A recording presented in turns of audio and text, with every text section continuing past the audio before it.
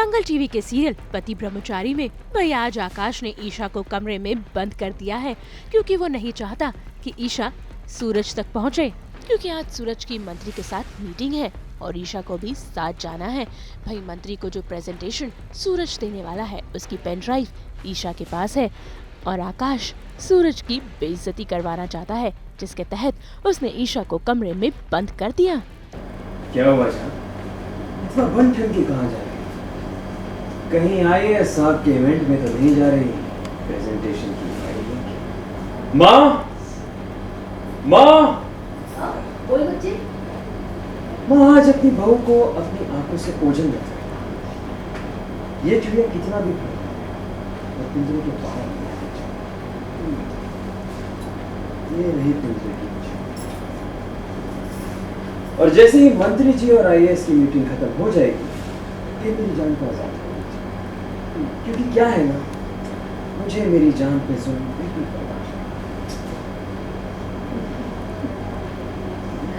तू बिल्कुल बेफिक्र होके जा आकाश, मैं इसका पूरा ख्याल रखूंगी।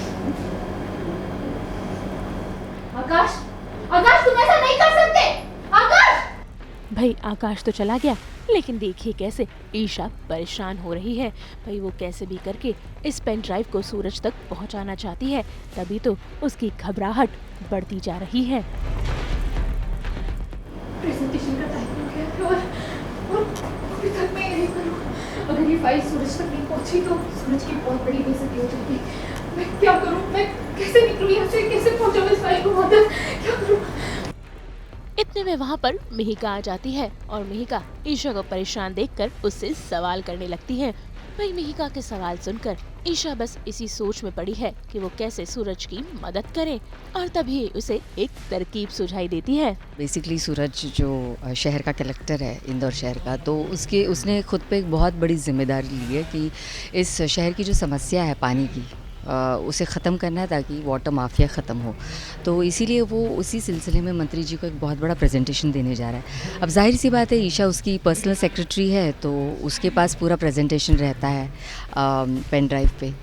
तो इसीलिए आकाश ये चाहता है कि ये पेन ड्राइव जो ईशा के पास है सूरज तक ना पहुँचे, इसलिए वो चाहता है कि ईशा ही सूरज तक ना पहुँचे। जाहिर सी बात है, ईशा नहीं पहुँचेगी तो ईशा के पास जो प्रेजेंटेशन है वो भी नहीं पहुँचेगा, और इससे क्या होगा, सूरज की बेइज्जती हो जाएगी मंत्री जी के सामने, और हो सकता है उसके ऊपर मतलब बहुत सारे इल्ज़ाम लगे या फिर बहुत ऑकवर्ड पोजीशन हो जाएगी सूरज की, और उसके जॉब पर भी आ सकती है, बन सकती है। तो इसीलिए आकाश मुझे ताकीद दे के गया है कि ईशा को मैं लॉक करके जा रहा हूँ और इसे बिल्कुल इस कमरे से बाहर नहीं आने देना।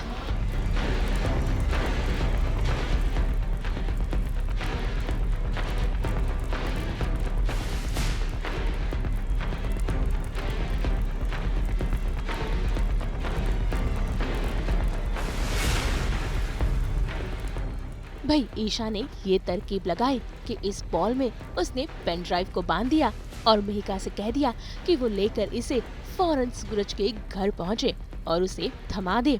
भले ही ईशा ना पहुंचे, लेकिन पेन ड्राइव का पहुंचना जरूरी है।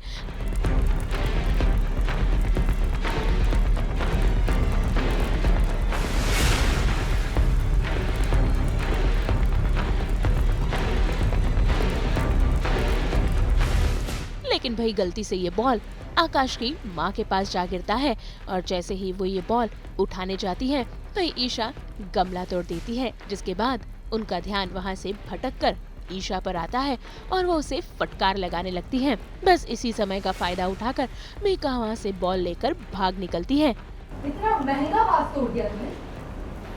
आने दे तेरी तनख्वाह, सबसे पहले इस बात के पैसे ही वसूलूंगी। फिर देखती हूँ कैसे भरेगी तू इसकी फीस। ऐसे में अब देखना होगा कि क्या ईशा का ये प्लान काम कर पाएगा। एक बार फिर आप सभी को हमारी पूरी टीम की तरफ से अक्षय तृतीया की बहुत बहुत शुभकामनाएं। हम तो इसी तरह लेकर आते हैं आपके लिए 24/7 एंटरटेनमेंट की गुड न्यूज़। तो अगर आपको ये वीडियो पसंद आया है, आप इसे लाइक करें, कमेंट देके अपनी राय ज़रूर दें। ऐसे ही एक्सक्लूसिव कंटेंट के लिए हमारे चैनल को सब्सक्राइब ज़रूर करें। अगर आप ये वीडियो फेसबुक पर देख रहे हैं तो हमारे फेसबुक पेज को भी लाइक करें। नाम तो आप सब जानते ही हैं, सास बहू और बेटियाँ।